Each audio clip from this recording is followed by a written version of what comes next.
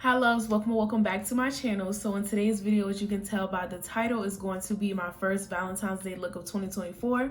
I'm really excited for today's video, you guys, because I wanted to start this off with a bang. As you can see, I did something that can be wearable as far as the color scheme. However, I did want it to be a little bit more extra and just add some rhinestones and hearts as well. It's very similar to a look that I did last year, but I just added more rhinestones and I just wanted to be a little bit more extra. The two palettes that I did use to create this look are both by Plouise. The first palette that I used was the Wedding XL palette. I only used like a couple of brown shades in this palette. Like I said, this look is pretty simple as far as like the cut crease part of it. I just used a few shades in this palette. And then for the lid shades, I went in with the Plouise Unlock Your Creativity palette. And I just used a few pink shades in this palette. Now, unfortunately, you guys, I was not able to get every single thing as far as the rhinestones. I believe I was able to get some of me cutting the crease with the rhinestones. I do get super close to the mirror, so it's kind of hard for me to capture those clips of me putting on the rhinestones. So I hope you guys don't mind. It's literally self-explanatory. You just line the cut crease portion with some lash glue, and then you just put on the rhinestones wherever you want them to go. So yeah, you guys, hopefully I did. I'm not exactly sure.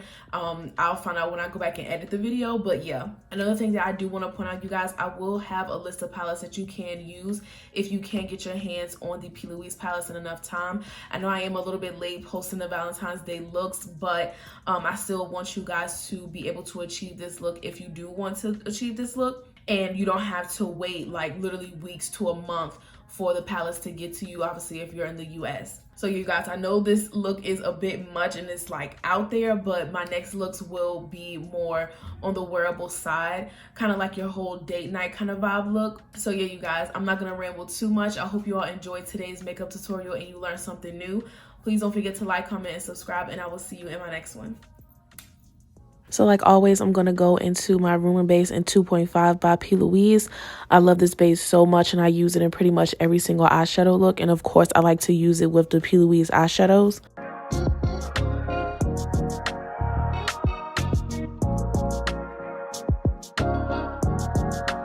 So now I'm going in with the first brown shade in the Wedding Wish palette called Make a Toast. And that's going to be the first shade that I'm using for my crease shade. I'm just taking a really small detail brush and I'm just packing that shade in the crease.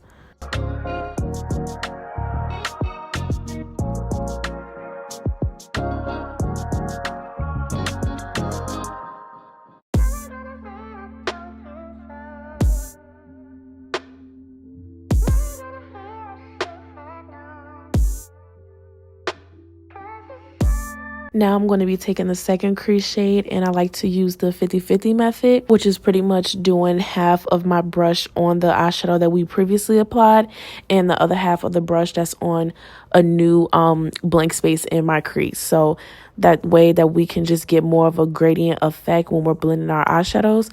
Now you guys know I like to pack on the shade as much as I can and then go out and blend it later. So yeah.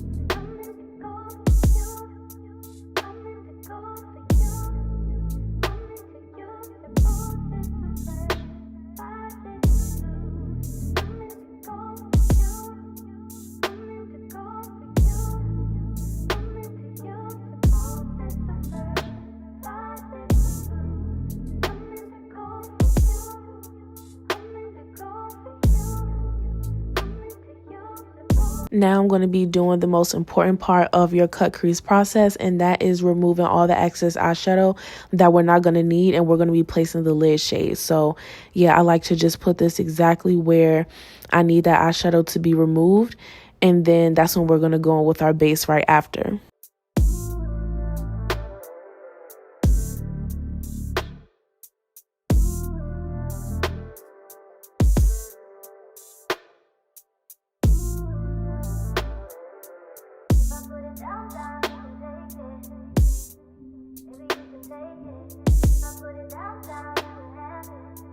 I really like the Q-tips that I use to remove all the excess eyeshadow. If you guys were wondering where I got these Q-tips from, I do get them from Amazon. All you have to do is just type in cosmetic Q-tips and it will pretty much come up with these. They're typically the more pointy ones. So yeah, these are the ones that you would typically use for your makeup and to touch it up and everything like that.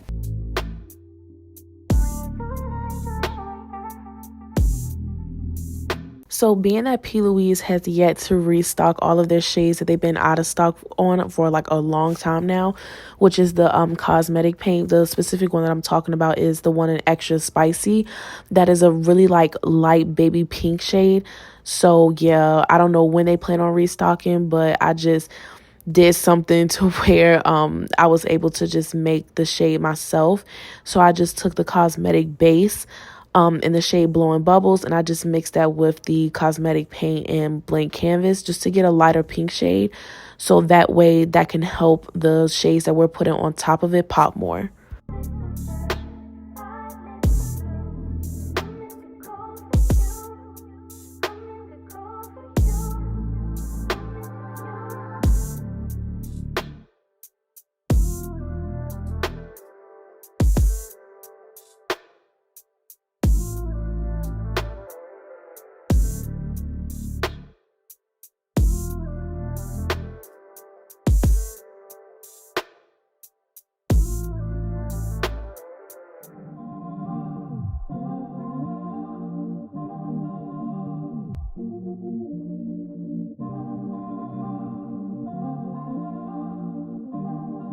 So now I'm just taking a couple of the shades out of the Plouise Unlock Your Creativity palette. I'm just taking that and packing that on the lid with a smaller brush first so I can get in the corners and around the edges. And then I like to go in with a bigger brush just so we can speed up the process and then just fill everything in.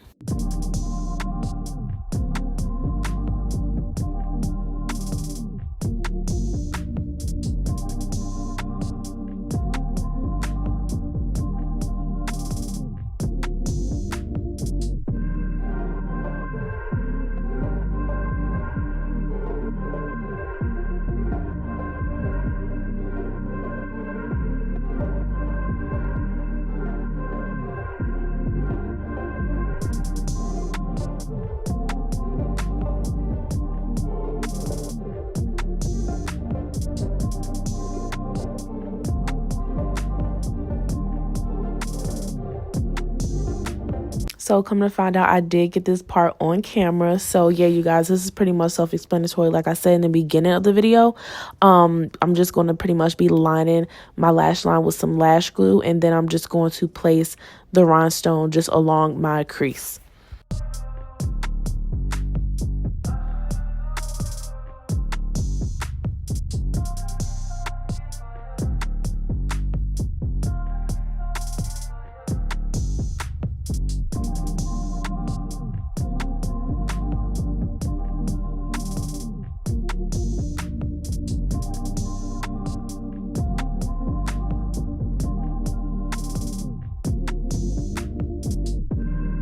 So now I'm going to be lining my lash line with the Wet n Wild Breakup Liner.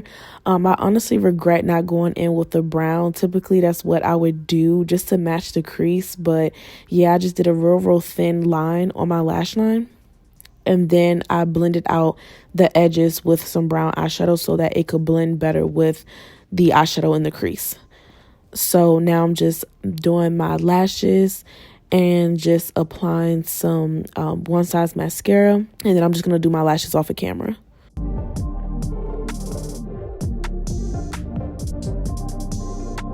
So now on to the face makeup. The first thing that I'm going to be taking is my MAC Radiant Pink Primer. And even though it has the word radiant in it, to me, honestly, it does give a nice mattifying finish while also being hydrating. But since it does give a matte finish, I'm just going to put it in the places where I tend to get oily. So right after that primer dries, I go in with my foundation.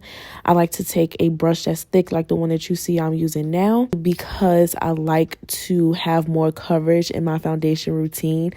And these brushes do give off more coverage when you use a thicker kind of brush.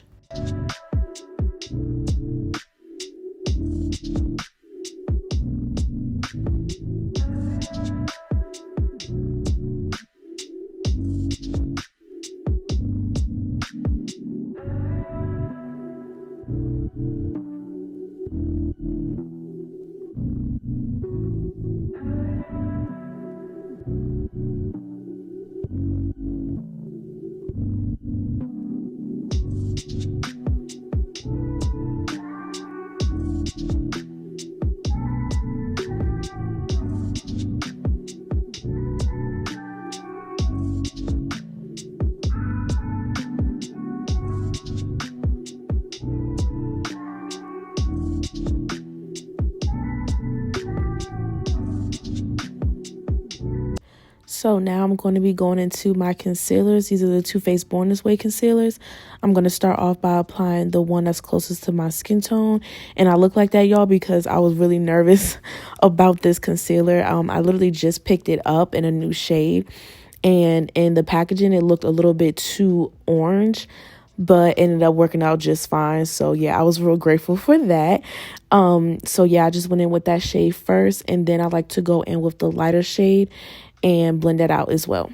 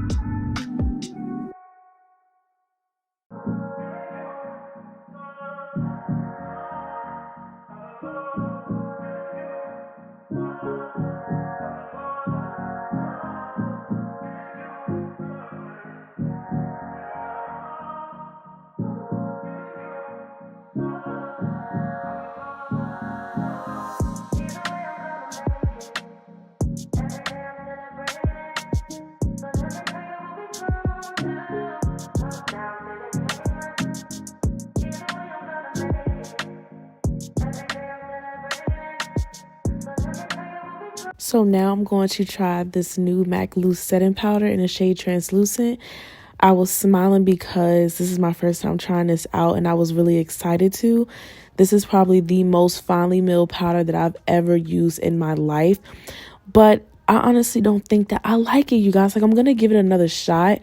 The lady was nice enough to give me a sample of it. And it was so funny. It looked like we was doing like some kind of like crack deal or something when she was pouring the powder on her card.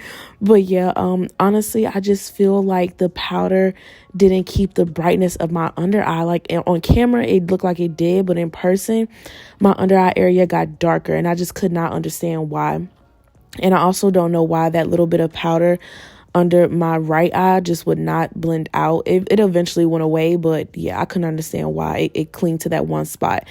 But yeah, you guys, being that I felt like it made my under eye darker, I don't know. I had to go in with my Huda Beauty powder, which I do anyway, but I had to go in with way more than what I usually go in with because I just feel like that translucent powder just made my under eye area darker. So now I'm going to go in with bronzer and contour. The first bronzer that I took was from Fenty, and it was in the shade Cocoa Naughty. I do not like this bronzer at all, and I definitely won't be repurchasing it just because I just don't like the shade. It's not warm enough for me. Like, it looked nice on my skin, don't get me wrong, but it's just not my typical shade that I would like to go into, and I have to build it up like way too much for it to be a high-end bronzer. But I do think it's because of the shade. That's why I have to build it up so much. But yeah, I just don't really like the shade at all. So I definitely don't plan on picking up another one once I run out of this one. So now I'm going to be taking my pink blush from One Size and just applying it on the apples of my cheeks. This is honestly the last part of the video, you guys, as far as the tutorial. So yeah, unfortunately, I lost the footage of me doing my lips and the rest of the rhinestones. So yeah, you guys, I still hope that you enjoyed today's video and you learned something new. Please don't forget to like, comment, and subscribe, and I will see you in my next one.